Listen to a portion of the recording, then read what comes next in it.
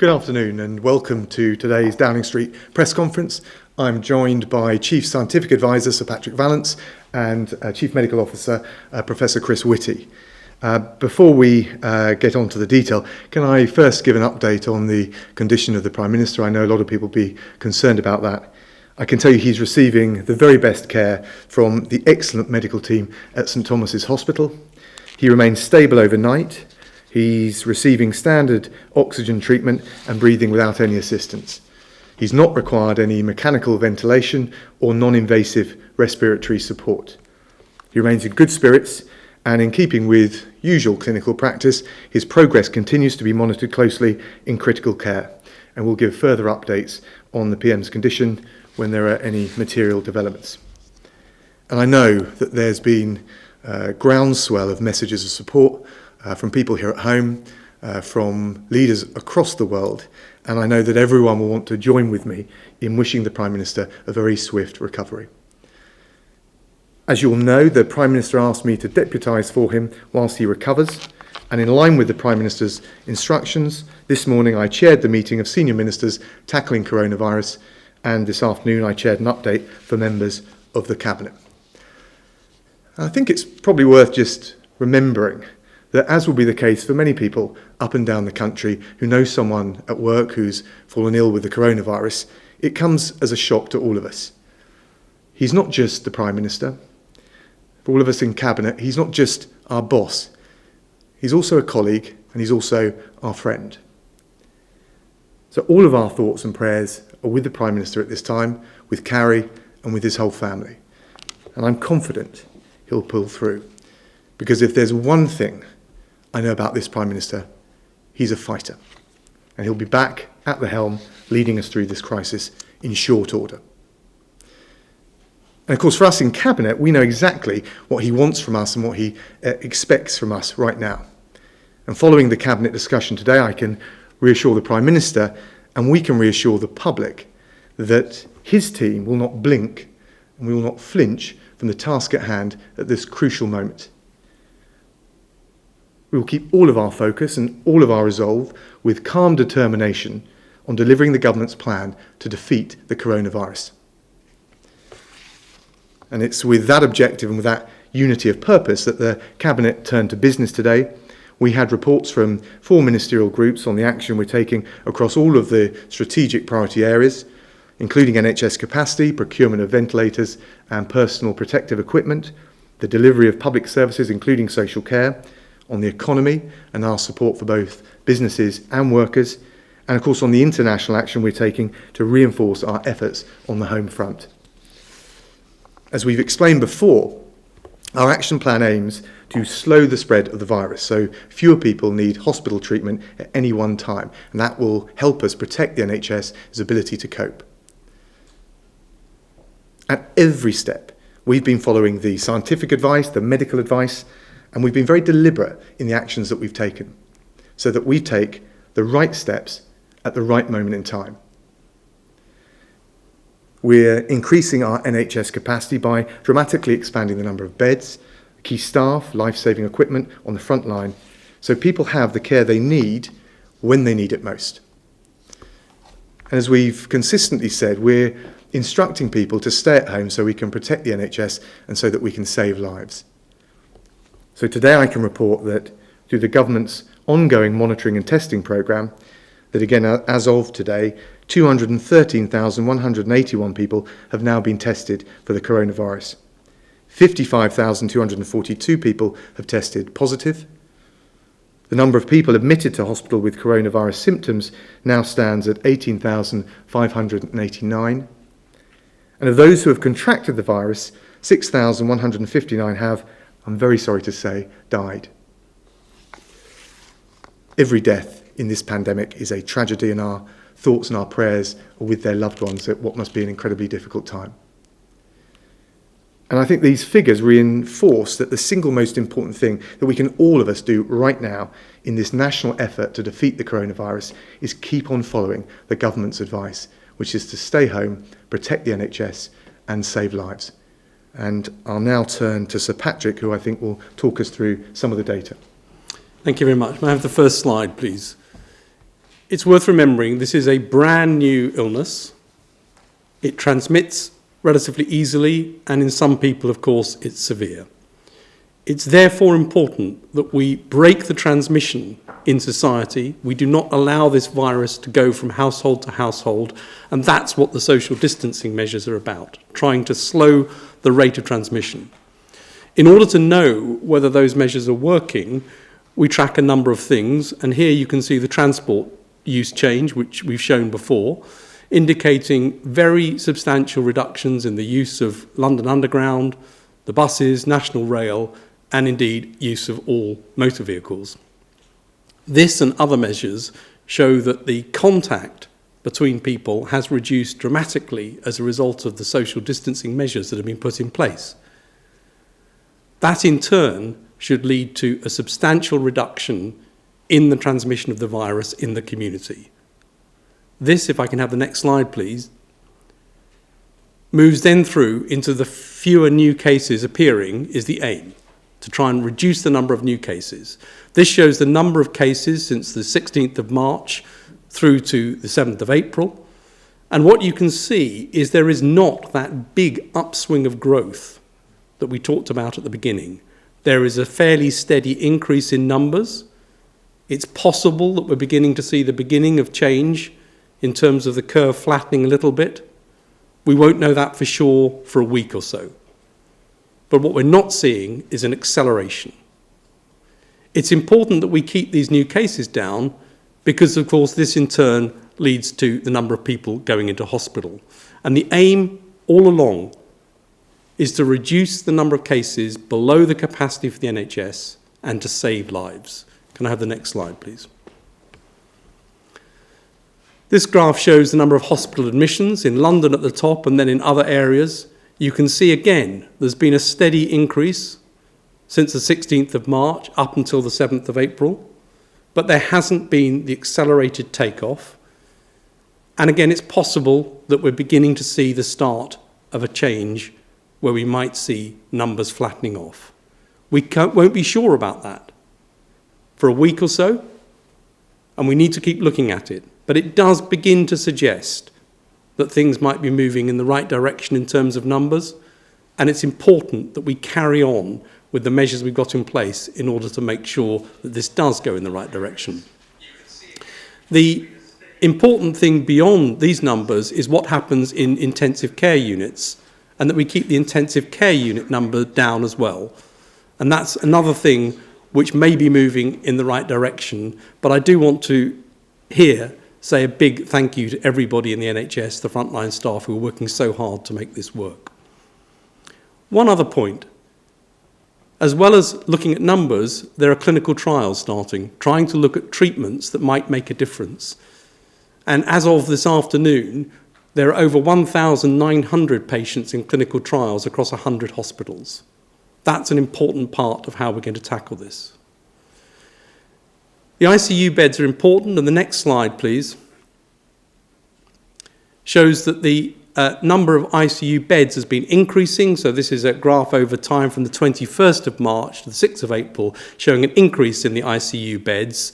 That's been most marked in London, which has had the biggest outbreak so far, but it'll increase in the rest of the country. And the new Nightingale hospitals in London, Birmingham, Manchester, Bristol, Harrogate, and further increases in capacity are what the NHS is planning for to cope with the numbers that we're talking about. And finally, I've talked about the beginning. I've talked about the fact that we need to see that coming through into admissions to hospitals and to ICU, and then it takes a few weeks for that to feed through, unfortunately, for some people, into death. And I'd like to just show the death figures. So these are the graphs showing the numbers of deaths across different countries. And you can see that despite a little uptick in the numbers today, and the numbers do bounce around, the UK is on track. We're roughly a couple of weeks behind France, a few weeks behind Italy in terms of the numbers, but you can see that broadly things across Europe move in the same direction. And we would expect the numbers of deaths to lag after the ICU cases by a couple of weeks. So we should expect these to start coming down in 2 or 3 weeks' time. Thank you, Foreign Secretary. Thank you, Patrick. Now happy to take some questions from the media. Laura Kunsberg from the BBC. Thank you very much, Foreign Secretary. With the Prime Minister absent at this vital time, if there is a genuine disagreement in the Cabinet, who actually makes the decision? And if I can ask the Chief Scientific Advisor, you've shown that there has been an increase in the capacity of the number of intensive care beds available around the country, but on the current numbers, will there be enough beds as this grows? Well, first of all, decision-making by government is made by collective cabinet responsibility, so that is the same as before. But we've got very clear directions, very clear instructions from the Prime Minister, and we're focused with total unity and total resolve on implementing them, so that when he's back, I hope in very short order, we will have made the progress that he would expect and that the country would expect. In terms of the ICU beds, and Chris Whitty has been clear about this as well, there are always times in every winter when ICU beds top out in individual hospitals, and that may happen, and I can't guarantee it won't. What we can say, though, is that the numbers, as we look at them now, look as though we should come in about right. There shouldn't be an overall increase above the number of beds available. The NHS, I think, has done an amazing job of increasing the capacity of ICU, and so things seem to be tracking in the right direction, but I don't think I can say more than that. I don't know, Chris, whether you want to add anything. I agree. Laura, is that okay, or did you want to come back on any of it? Yeah, I mean, Foreign Secretary, Cabinet always, in theory, runs on collective responsibilities, but there are always times when, in the end, one person has to make the decision. In normal circumstances, the Prime Minister is the ultimate decision maker. In these circumstances, are you that person? Or what happens if there is no agreement? Well, as I said, we've got collective cabinet responsibility, but the arrangements are very clear. The Prime Minister has asked for me to deputise for him in discharging the responsibilities for as long as he's unable to do that. And we have got in the discharge of those responsibilities, and frankly, the direction, the instructions he's given, very clear plans. So we're all focused with a unity of purpose and a clear and calm determination to get that done, from the procurement of PPE, getting it to the front line, to supporting businesses, and all of the work in DFID and the Foreign Office that we're doing on the international level to reinforce that effort on the home front. Robert Peston, ITV. Good afternoon. Mr. Raab, you say that you have very clear instructions from the Prime Minister about what to do, but if there needed to be a significant change of direction, do you have the authority to make that change of direction, or would you wait for the Prime Minister's return? And if I could ask Sir Patrick and Mr. Whitty, your own chart today does show the rate of growth in the number of deaths in Germany is much slower than the other European countries, including the UK, that you cite. What is there that we can learn from Germany? Well, look, Rob, on your question to me, I've been tasked when I was appointed, given very clear steer from the Prime Minister, and obviously as we've been going through this crisis, very clear instructions in terms of dealing with coronavirus, and he's asked me to deputise for him for as long as is necessary, but the normal cabinet collective responsibility and principles that inform that will apply. Patrick? We look at all of the countries and try and understand what differences there are in terms of responses. We look right the way across the world in regular contact with the chief scientific advisors and chief medical officers in other countries to try and understand different approaches taken and different effects. You're right, the German curve looks as though it's lower at the moment, and that is important. And I don't have a clear answer for you to exactly what it is, the reason for that. And there are obviously two things that one will look at in terms of any response to any outbreak. One is the virus itself, and the other is the society into which that virus comes. And there are things to do with demographics, there are things to do with the way systems are organised, and of course there may be differences in the way certain responses have been taken. And we don't know, but we're in regular contact with the other countries. Again, I see if Chris wants to add anything to that. Well, I think that the one thing I'd add to that is we all know that Germany got ahead in terms of its ability to do testing for the virus, and there's a lot to learn from that, and we've been trying to learn the lessons from that. Did you want to follow up there, Rob? Or Well, it was just, you didn't quite say that you feel confident that if you had to make a change of direction and you weren't able to communicate with the Prime Minister, would you have the confidence in doing that? I've got total confidence in the arrangements that the Prime Minister has put in place so that I can discharge the responsibility for him, deputising for him while he's out of action. And obviously, we hope that will be for a very limited period of time. Mark Austin from Sky. Thank you very much indeed, Foreign Secretary. First and foremost, everyone on this programme and everybody at Sky News send their very best to the Prime Minister. We wish him a speedy recovery. My question is this: the Prime Minister is in intensive care, the Health Secretary caught the virus, the Chief Medical Officer caught the virus. We're very pleased to see him back at work. But three key people responsible for telling the country how not to get it, got it. So with respect, and I mean it is with respect, how did it come to this and how was that allowed to happen? Because you have a virus which is totally indiscriminate. And we follow, all of us, the guidance as carefully as possible. But it's a very dangerous virus. It's very contagious. And it just goes to show that no one is impervious to it. And we all need to follow the guidance, both the letter and the spirit. Did you want to come back? Mark? Yeah, and Chris, does he have an answer? Well, the answer is exactly the same, really. We all know that this is an extremely easy virus to pass on. That is exactly why the lockdown was necessary. That was why the very large number of things that we've had to ask people to do and not do are in place, because it is extremely easy to catch this virus and it is extremely easy to pass it on, even if people take really careful precautions in terms of things like washing their hands, which remains critical. So, I mean, I think it's a very clear illustration of the fact that this is why we're having to do this, to ensure that we protect the NHS and save the lives of other people. Jason Groves from the Daily Mail. Thanks, Mr. Raab. You mentioned that you've had instructions from the PM. I wonder, have you had instructions about what he wants to do about the looming decision on whether to extend the lockdown? And can you give the country any idea of what that might be? We're seeing Germany and Austria level with people about how long things might take and how they might be lifted. And a question for Sir Patrick. Last month in that room, you told us we were 3 or 4 weeks behind Italy.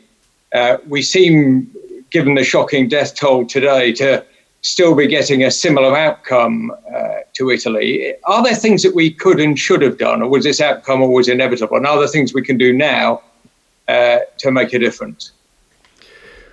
Well, Jason, just in terms of the review, we're not at that stage yet. We will take any decision when the time is right, based on the facts and the scientific and medical advice. And our number one and our overriding focus right now, as has just been demonstrated by the previous question, is to remain absolutely focused on conveying the key message, which is everyone needs to keep adhering to this guidance. We've got a long bank holiday Easter weekend coming up, warm weather. We understand that people are making big sacrifices to follow this guidance. It is helping. It is contributing to our ability to tackle the coronavirus. The worst thing now would be to take our foot off the pedal, to ease up on that and risk losing the gains that have been made. So it's absolutely critical that people keep up that discipline, and the vast majority will, and we hope everyone will follow that example, because it is the way to make sure we consolidate the progress we've made and don't lose the progress we've made.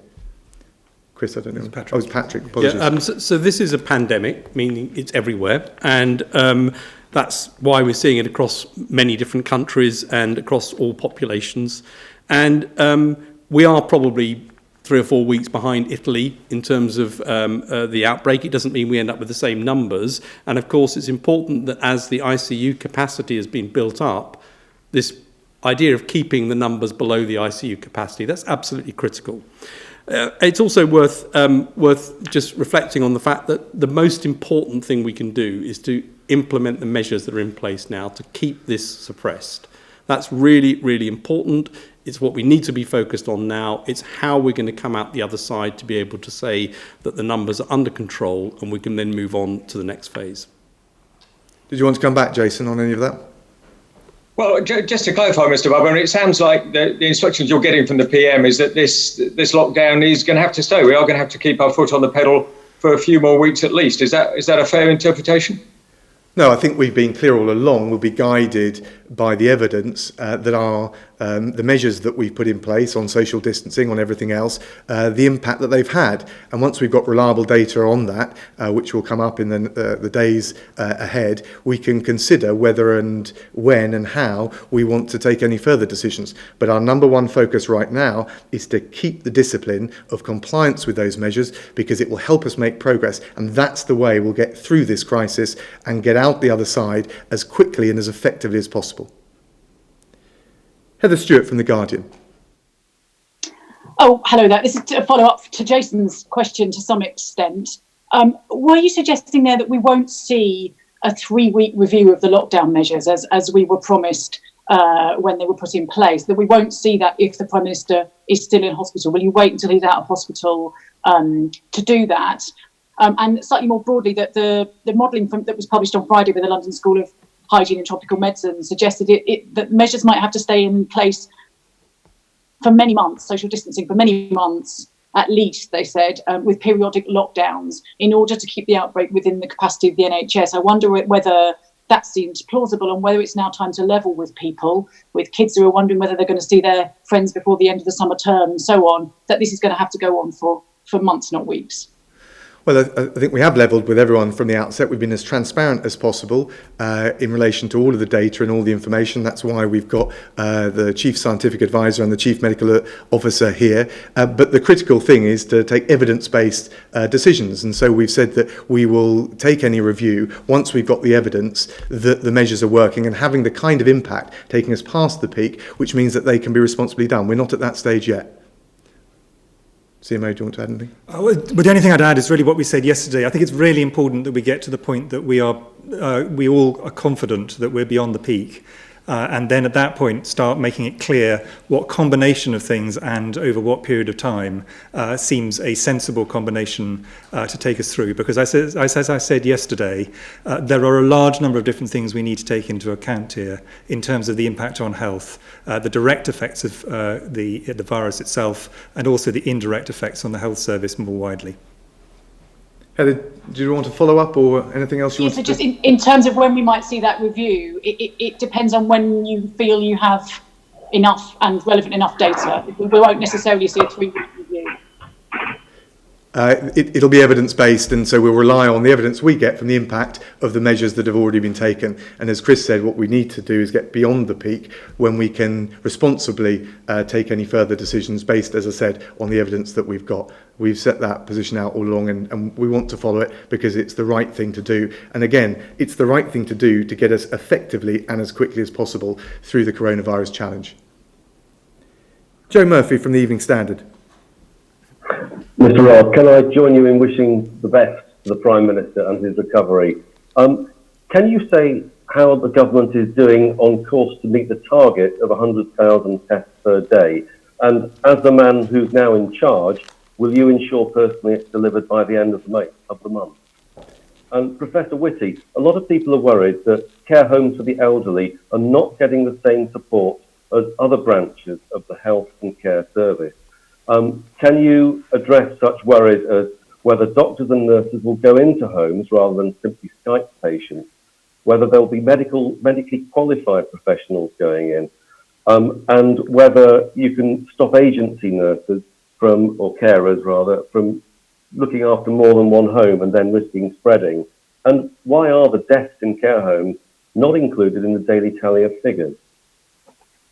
Thanks, Joe. So just on the most recent data that's been released on tests, there were 14,000 in a single day. So that shows progress. We've had 7,500 NHS workers and their families tested. And we've got 9 drive-through sites currently operational in Nottingham, Chessington, Greenwich, Wembley, Sandwell, Manchester, Belfast, Edgbaston and Glasgow, and Cardiff will be the 10th, which will be open shortly. So we are making progress on that. In terms of the data question on ONS versus the NHS, I don't know whether Sir Patrick, you wanted to address that. Happy to do that. The international reporting standards for deaths, all the other countries are based on hospitalised deaths confirmed, and that's the same as the data that you're seeing. The ONS data, which are important, look at overall deaths on death certificates where coronavirus is mentioned, so that they are not confirmed deaths necessarily. It's important to have both of those, but that's what the difference between the two numbers is. Should I just add on the care homes? So firstly, just to add to that, the ONS data does include care home deaths. The hospital data obviously does not. So that's it's one of the key differences. In terms of looking after the residents of care homes and indeed nursing homes, we've said right from the beginning that this is one of the most difficult things we have to do and one of the most important things we have to do. And that needs to, in a sense, balance the need to have the right nursing, medical and other care support for the care homes whilst minimising people going into care homes unnecessarily, because almost by definition, most residents of care homes are relatively vulnerable people. And it is important we get that balance right, that we protect people, for example, when they come back from hospital, that they do get the right medical care. But as I said right at the beginning of this epidemic, care homes and nursing homes are going to provide us with some of the biggest challenges. And it's, we have seen already that over 9% of care homes have reported cases. I regret to say I think the number will go up over time, despite excellent work by the care home staff, by nurses who go in and by doctors. And I would encourage people not to go into care homes unless they need to. Rob Merrick from the Indy. Thank you very much, Foreign Secretary. A question first for Professor Whitty, if I can. The Independent has seen a letter to GPs from Jenny Harris, which appears to raise concerns that some highly vulnerable people who need to be shielded are not being shielded. We've spoken to the family of a 95-year-old deaf blind woman who's totally dependent on her daughter for care. She doesn't meet the criteria, she's been told. Are you concerned that there are many, many people out there who are not being shielded as they should? And what are you going to do about that?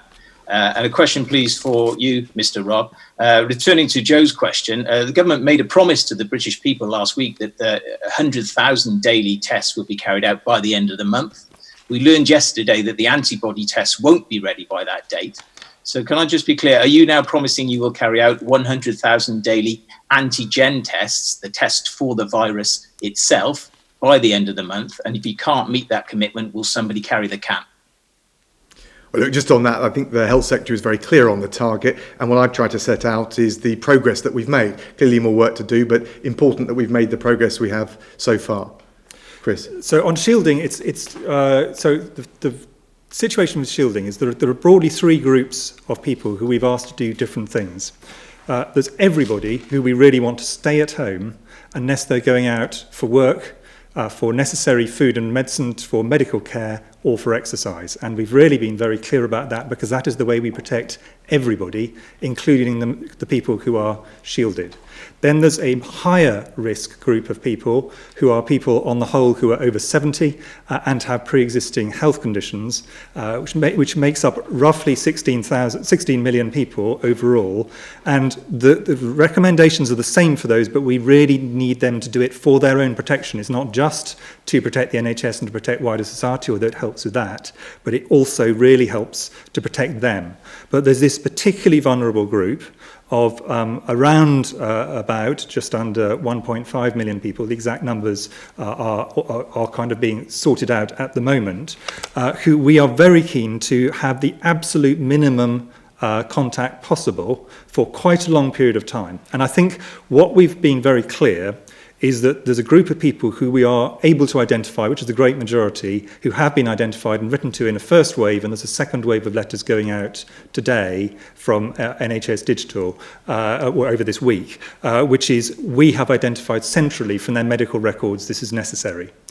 There are additional people who've been identified either by specialist medical groups or, in some cases, by GPs, who know that someone has got a group of conditions or a particular condition that isn't on the list but makes them particularly vulnerable. But equally, so people have been added to the list as a result of that. Equally, there have been some people who will have taken a decision in discussion with their GP that they simply do not wish to be part of this, that the idea of being for many weeks completely cut off, at least physically, from society, except for the absolute basic necessities. Of course, we hope people will be linked to people by social media and other areas, that this is not something they wish to do. And this particularly, for example, might apply to people who have had a terminal diagnosis and are in palliative care and are on the last stages, where they would just make a rational life decision that was not what they wish to do. So there will be people, in terms of around the big group who will have been identified, there will be some people who go into the shielding programme who are not initially identified, and there will be some people who initially were identified who, either because their medical condition is different from how it has been centrally recorded, or because of their own choices in discussion with their doctor, will choose not to be part of that. And that was always something we expected to happen. Did you have a follow-up, Rob? Can I come back to you, Mr. Rao? I don't think you really answered my question. Just to be clear, we know that the antibody test will not be ready by the end of the month. So can you say, is your promise now today that the government will carry out 100,000 daily antigen tests by the end of the month? Well, I'm not going to say anything different from what the Health Secretary has already said. What I hope people understand is that we are striving every sinew to get both sets of tests to the highest level we can. That involves tapping the domestic sources and supplies, but also using the Foreign Office network, and we're teaming up with DFID and the Department for International Trade to try and get as many international supplies. But of course, lots of these things are in very high demand, but we are doing everything we can on every front to get all of the testing capabilities we need. And yes, the Health Secretary's 100,000 per day target still stands. Thank you all very much.